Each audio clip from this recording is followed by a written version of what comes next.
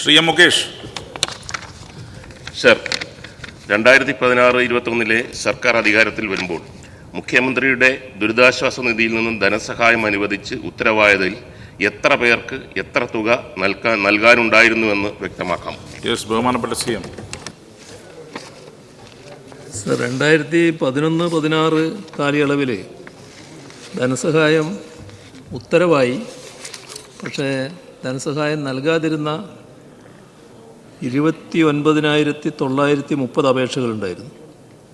അതിൽ 36,40,00,000 രൂപ പിന്നീട് 2016 വന്ന ഗവൺമെൻറ്റിൻ്റെ കാലത്താണ് അനുവദിച്ചത്.